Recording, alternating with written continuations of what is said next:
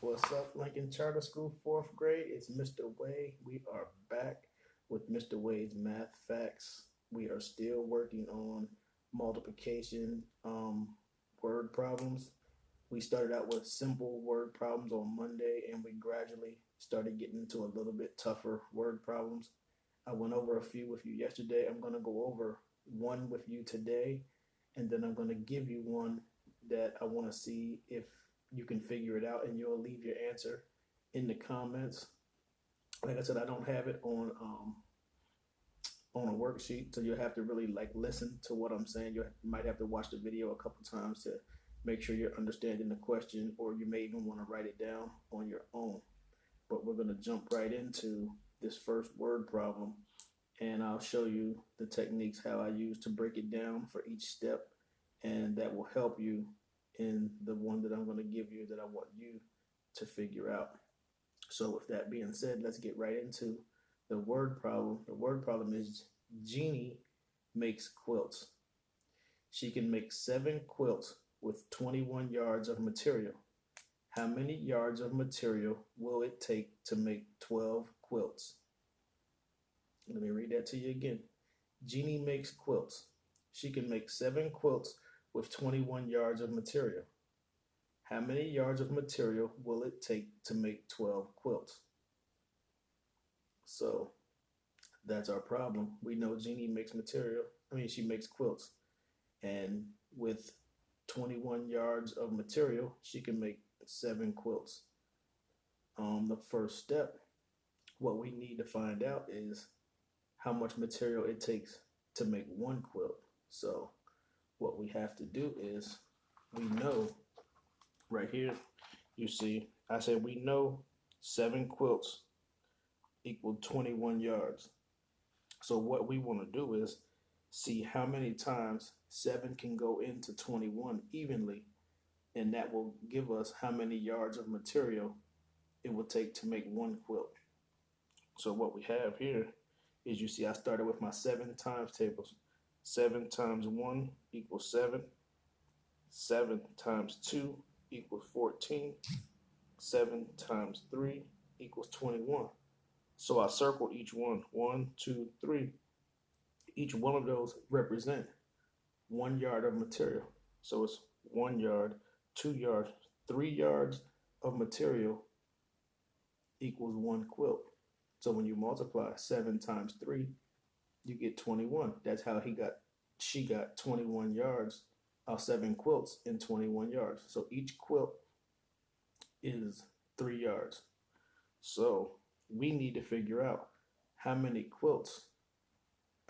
material it would take to make 12 quilts. So we know 3 yards equals 1 quilt. So what we want to do is take our 3 yards for 1 quilt times the number of quilts that we're trying to make, which in this case is 12. So it would be 3 times 12 equals 36. So it's 36 yards of material for 12 quilts. That was pretty simple. It was a couple steps you had to break down. Well, I'm going to talk you through it again. We started out with, we know Jeannie made 7 quilts with 21 yards of material. We had to figure out how many yards it took to make 1 quilt. So we used our 7 times table, and we got 7 times 1 is 7, 7 times 2 is 14, 7 times 3 is 21. So it was 1, 2, 3. We know it was 3 yards went into each quilt. So we wrote down as 3 yards equals 1 quilt. Now we have to make 12 quilts. So we took 3 times 12, and that equaled 36. So it's 36 yards of material for 12 quilts. And I'll read the question again for you one more time. Jeannie makes quilts. She can make 7 quilts with 21 yards of material. How many yards of material will it take to make 12 quilts? And we just solved that problem. We said it would take 36 yards of material to make 12 quilts. Which brings us to our word problem of the day that I want you to figure out. And I will, before I go into our last word problem on tomorrow, on Friday, I will answer today's word problem, but I want you to try and answer it and leave your answers in the comment section. It says Braden and Gavin were playing touch football against Cole and Freddie. Braden and Gavin scored 7 touchdowns. Cole and Freddie scored 9 touchdowns. Touchdowns were worth 7 points. How many more points did Cole and Freddie have than Braylon and Gavin? I'll read that to you again. Braylon and Gavin were playing touch football against Cole and Freddie. Braylon and Gavin scored 7 touchdowns. Cole and Freddie scored 9. Each touchdown was worth 7 points. How many more points did Cole and Freddie have than Braylon and Gavin?